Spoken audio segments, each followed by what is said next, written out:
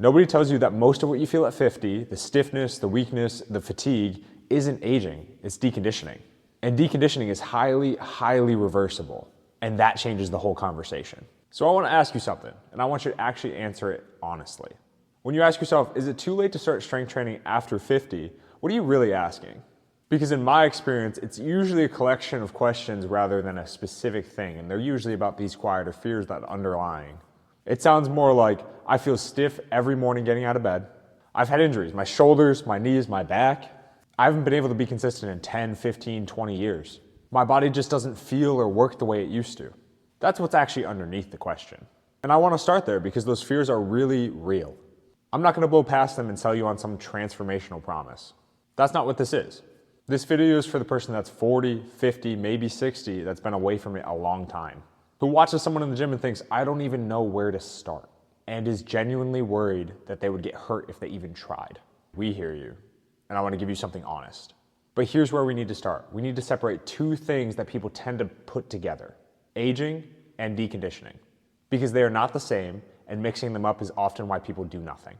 Aging absolutely happens, and I'm not going to stand here and tell you that your body right now at 50 is identical to your body at 25. That would be dishonest. And you would know I was wrong the second that you got off the couch this morning. So here's what actually happens. Starting around age 30, you lose 3 to 8% of your muscle mass per decade. Now that sounds manageable up until you hit about 60, where you lose somewhere between 10 and 12% per decade. And here's the worst part. The muscle that leaves you is often replaced by body fat, which then just increases your risk for things like type 2 diabetes, heart disease, and osteoporosis. So this isn't even about how you look or feel, although a byproduct. It's about real downstream health stuff happening. And after 40, strength declines by about 10% per decade. And power, the thing that allows you to move quickly, absorb force, declines by 17% per decade.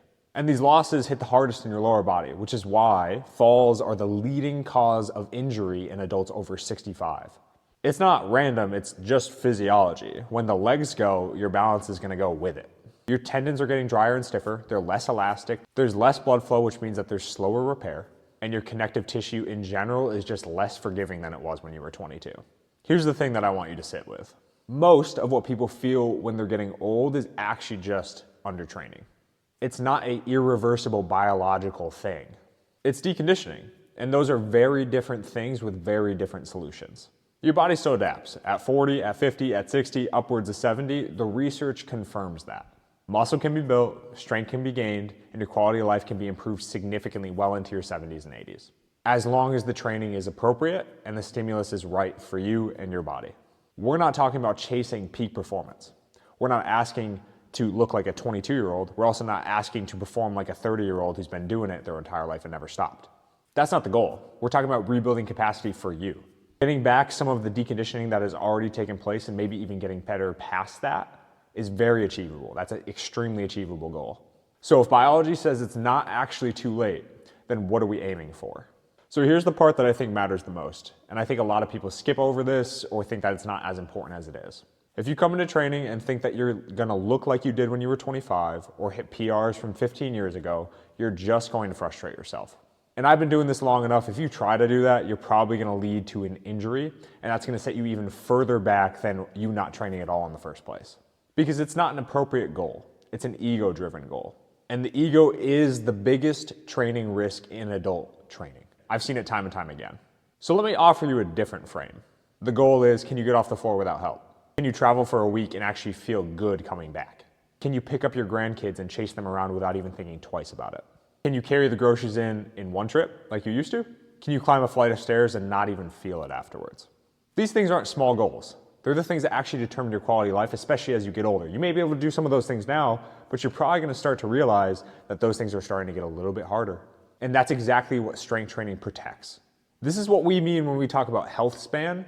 It's not about like how long you live, but it's how long you have your health when you live. How long the quality of your health, the quality of life that you have stays high. Aging gracefully is not a passive thing. It doesn't just happen to lucky people. It comes from doing the work that you should be doing consistently over time that's appropriate for your body. And the great news is that level is not nearly as extreme as you think it is. You do not need to train like an athlete to age well. You need to train like someone who wants to be capable and functional for the next 30 years. And I've trained both. Those are two completely different types of programs. But here's where most people actually get stuck. I'm worried that I'll get hurt. So that's the most common thing that we hear from people. It's a legitimate concern, and I'm not dismissing that. In fact, I think it's pointing at something real, but it's pointing at the wrong conclusion. The fear usually comes from two places. One, you've been injured before and you're worried about re-aggravating it. Or two, you've watched fitness culture. It's loud, extreme, and very obsessed with intensity. And you think that's what strength training is. It's not. It is one version of it, but it's not the version that works for adults. Here's a concept that we think about a lot in our programming here. It's called the orthopedic cost of exercise. Every movement has a cost on tendons, joints, and connective tissue, on the structures that aren't actually the target of the exercise. When we're smart about programming and actually making your plan, we're picking exercises that have a high benefit and a very low orthopedic cost. High impact and high volume exercises are going to have a very high cost on aging connective tissue. Controlled, low impact, and well-coached exercises, those are going to have the greatest benefit on an aging body. Those are things that actually build durability and bring back some of that deconditioning that we've talked about over those years of not training or working out. What worked for you in your 20s probably doesn't work now. And that's not a limitation, that's just information. And we work with that information to create the program and plan that makes sense for you and your body. The principle here is progression over intensity. We start where you are, we build on things over time, not where you want to be, not where you thought you once were, and not where you once were. We start with where you are right now. And we intelligently add stress to that over time in a way that your body can adapt to it and get stronger and better over years. And this is where good coaching matters enormously.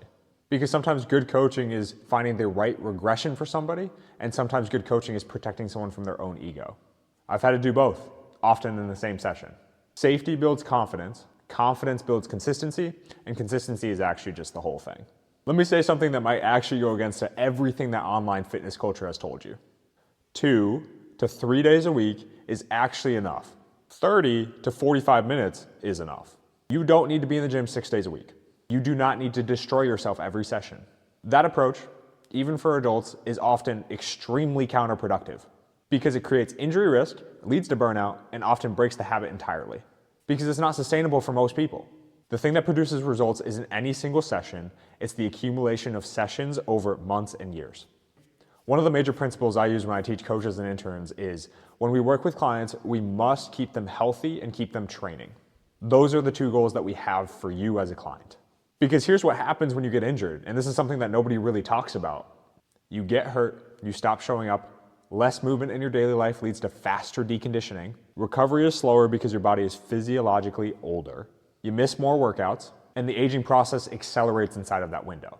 Getting hurt itself sucks, but the spiral afterwards is actually worse. We design our model and program to avoid that. We are not chasing the most intense version of training, we are chasing the most sustainable version of training. What that looks like practically is a program that actually adapts to your life, that meets you where you are on any given week, regardless of what happened. Not the one that makes you feel like a failure if you miss a session or have a hard day. Because you don't fall behind when you miss a week, you fall behind when you quit. And people quit when working out feels like a punishment. Later in life, sustainability beats optimization every single time. You don't need the perfect program, you need the one you'll actually do repeatedly over a long period of time. That's it. And here's where I'm gonna be honest with you about something that's uncomfortable. The bigger risk isn't starting strength training at 50. The biggest risk is you're 50 and you're waiting till you're 65 to start. I wanna say that plainly because I think most people have it backwards. The fear of starting is usually about the risk of getting hurt, right? And that's a real thing. I've spent a lot of time in this video addressing that fact. But the risk on the other side of the equation is never actually discussed. Your muscle mass doesn't maintain itself. Your strength doesn't maintain itself. Your balance doesn't maintain itself. These things deteriorate steadily, and the rate of deterioration only goes up as you age. It doesn't go down. And by the time you're 65 and you're starting from nothing, that aging process and that decline is well underway. You're playing from behind. Independence later in life, being able to move how you want, do what you want, and not be a burden to the people that you love starts now. And I don't mean that in a scare tactic. I mean that as just a practical reality. The sooner you start, the better. The research is very consistent on this. Exercise, strength training specifically, is one of our strongest tools to extend health span and your quality of life as you age. Now, not lifespan necessarily, health span, the quality of the years you're alive, the functional ones. You will age, that's not a question. The question is how quickly will you age, how capable are you while you age, and for how long? And the answer to that question is being written right now by what you do and what you don't do. So is it too late?